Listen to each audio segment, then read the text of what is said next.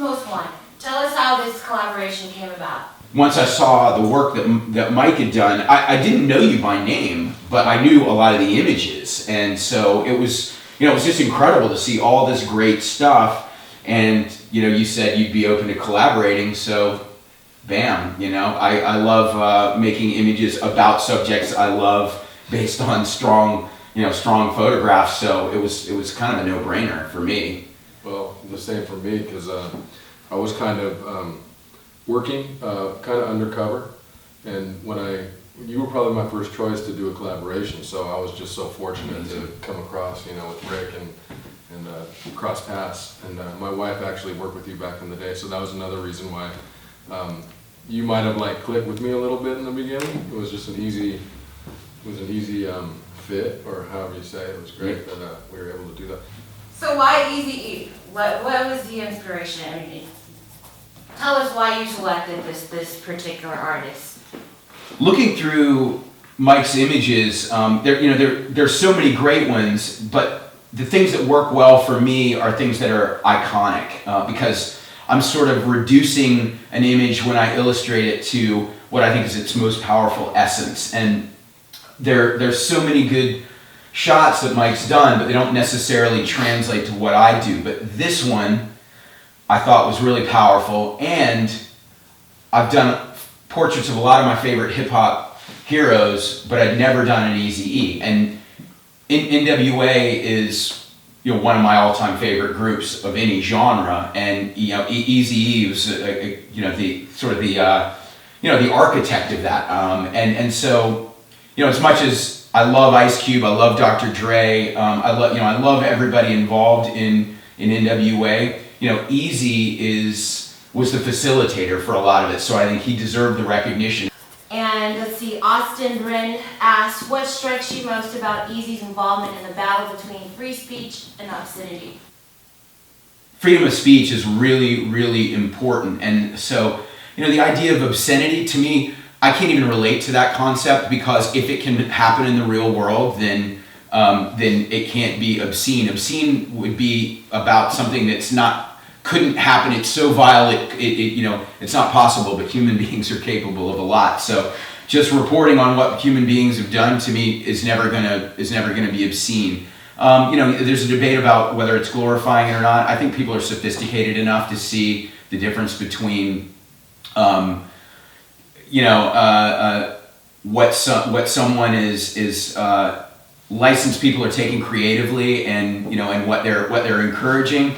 But I might not want my 7-year-old listening to NWA, but I still think that NWA and Eazy-E, they're important artists, and they have every right to produce the work they produce.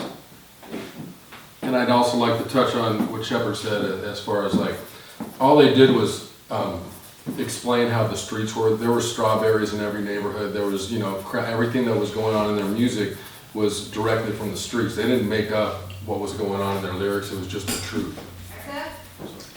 He represents freedom of speech, no doubt, but all the portraits Shepard's made, he chooses Eazy to put an American flag in the background. I don't understand. Please explain. Well, I didn't choose to put the American flag there. It was in the original photo. So I have plenty of opinions about why I think it's relevant to the image, but I'd like for Mike to explain the American flag in there, and whether it was your composition to have the American flag, whether it was Eazy's idea, what you were thinking at the time. Yeah. So this is the original photo. I was lucky enough to be in the studio with all the artists in my book, and Eazy was no exception. So when I went to Eazy, we were kind of waiting for Dre and everybody to show up. So we sat down in his office, he showed me around the studio, and we listened to all the music before it got released. I was really fortunate. So we were hanging out for a few hours, and I brought him out to this parking lot, because I saw a giant flag back there. And that was just the way I shoot. I just try to be creative. I scope out the location before I even go in, and I have a game plan. So that, the flag is in the shot, and I'm just so happy that it's one of my favorite shots. I've never really shown anybody I've never shown anybody until I put out this book. So I've had it in my archives for 20 years. Yeah, it's amazing. Yeah, I love the shot. And I did a series a couple years ago with the American flag, and there were symbols of all sorts of different things, some of which I agreed with and some of which I didn't agree with, but reflected the diversity of America. I love this because in a way, Eazy achieved the American dream through by a very unusual route, but nonetheless was a successful entrepreneur. Eazy was a successful entrepreneur, and lived his life the way he wanted to live it. That is the embodiment of the American dream, and the idea that the American flag represents some sort of Norman Rockwell concept of America, I completely disagree with, and I think saying that America is for people of all types with all sorts of visions, different visions of how they see the world. This is great. Eazy, Eazy to me is about empowerment. He had a creative vision and made it happen and was a success with it. I mean, I think that a lot of people probably do take the freedoms we have in America for granted, and of course the NWA ended up being under surveillance by the FBI because of fuck the police and things like that, but still it wasn't just that's speech that we don't want to hear, so you're shut down. They were sort of put on notice, but but they were able to say what they wanted to say, and I think that that's paved the way for a lot of other acts. I know that NWA was an inspiration for people like Rage Against the Machine too, and I definitely think that Eazy and NWA are really important hip hop pioneers, not just musically, but in terms of the content, the extremity of the content. Speaking of music, what's your favorite Eazy song? Or Eazy-E, NWA? What's your favorite song? You want to hit that? Dope man. I mean, that comes to mind first. Like you said, fuck the police was just to blast that out of our apartment when the police were arresting somebody downstairs. I love Eazy Does It and Straight Outta Compton. Boys in the Hood to me has just got that. It's that slow pace. The bass is killer. The lyrics are sinister. To me, it had the attitude, the swagger, the danger. That hit me in the chest like a ton of bricks when I first heard that. I like one lyric.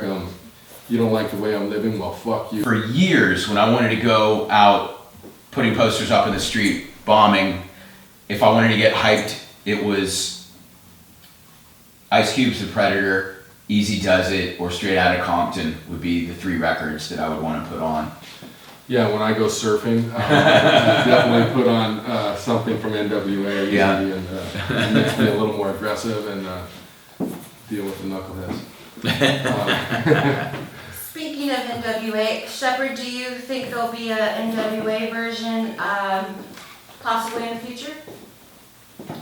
I've thought about doing something with NWA, but I love Dre, I love Ice Cube, their material after NWA, but in a way, I think Ice Cube at this point is associated more with his movies, and he doesn't have the same impact. Eazy-E's like a time capsule of an important moment in the evolution of hip hop. So, if I was gonna extract one person from NWA that I felt represented that moment in time, Eazy's the right one. And I think that I might just let this be the symbol of that period, NWA and Eazy-E. I got my book. It's West Coast Hip Hop: A History and Pictures. It's got every rap artist from the '90s from the West Coast. It's something that people are really enjoying. So go out and get it. You can get it at kill-mill.com. You can also go to my website, MikeMillerPhoto.com, hit store, goes right to it. Instagram, Mike Miller Photo. It's awesome.